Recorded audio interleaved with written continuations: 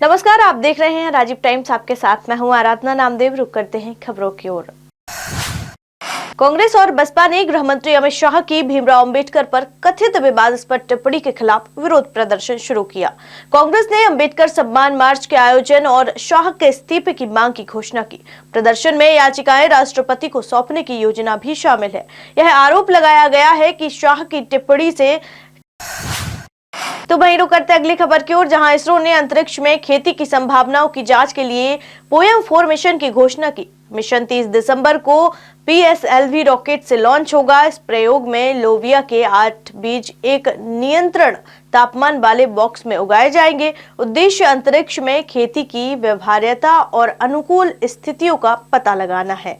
यह मिशन भारत के अंतरिक्ष अनुसंधान को नए आयाम देने की दिशा में एक महत्वपूर्ण कदम है, जिससे विज्ञान और कृषि का विलय होगा। वहीं रुक करते अगली खबर की ओर, जहां प्रख्यात फिल्म निर्माता श्याम बेनेगल का 90 वर्ष की उम्र में किडनी की बीमारी से निधन हो गया। उन्हें समानांतर सिनेमा के प्रवर्तक के रूप में जाना जाता है, जिन्हें अंकुर, निशांत और मंथन जैसी कलात्मक फिल्में बनाई हैं। राष्ट्रपति और प्रधानमंत्री समेत कई हस्तियों ने शोक व्यक्त किया। भारत एक खोज और संविधान जैसे प्रतिष्ठित टीवी धारावाहिक उनकी विरासत का हिस्सा है।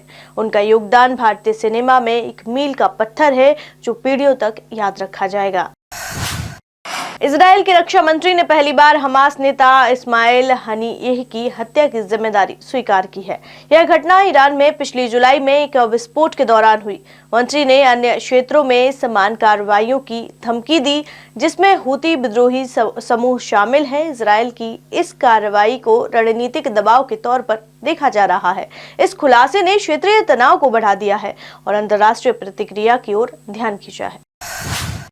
तो वही रुक करते अगली खबर की ओर, जहां ब्रिटेन में मुस्लिम समुदाय के बीच 85 शरीयत अदालतें सक्रिय हुई हैं, जो पारिवारिक विवादों, तलाक और संपत्ति मामलों को इस्लामी कानून के तहत सुलझाती हैं। हालांकि इन अदालतों का कानूनी दर्जा ब्रिटिश न्यायालयों जैसा नहीं है।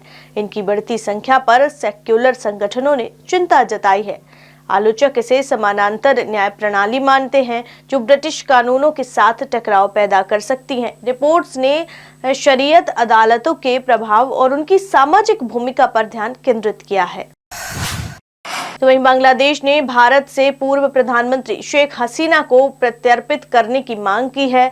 उन पर हत्या समेत कई आरोप लगाए गए हैं। भारत ने अभी तक इस पर आधिकारिक प्रतिक्रिया नहीं दी है, लेकिन संकेत मिल रहे हैं कि प्रत्यर्पण की संभावना कम है। यह मामला भारत बांग्लादेश संबंधों के लिए चुनौतीपूर्ण है। बांग्लादेश की मौजूदा सरकार के दबाव के बावजूद भारत के इस मुद्दे पर सतर्क और राजनयिक दृष्टिकोण अपनाने की उम्मीद है। तो वही रुक करते अगली खबर की ओर, जहां मोसाद ने खुलासा किया है कि उनसे लेबनान में पेजर और वॉकी टॉकी उपकरणों के जरिए हिजबुल्लाह को जाल में फंसाया। इन उपकरणों का उपयोग सितंबर में हुए विस्फोटों में हुआ। मोसाद ने एक ट्रॉमा शो बनाकर घटनाओं को नियंत्रित किया। CBS न्यूज के 60 मिनट कार्यक्रम में रिटायर्ड एजेंट्स ने इस रणनीति का खुलासा किया। इस ऑपरेशन ने इजराइल की खुफिया क्षमताओं को उजागर किया और क्षेत्र में हिजबुल्लाह के खिलाफ इसके आक्रामक दृष्टिकोण को दर्शाया है। खबरों में फिलहाल इतना ही। देश दुनिया की तमाम खबरें देखने के लिए देखते रहिए राजीव टाइम्स। नमस्कार।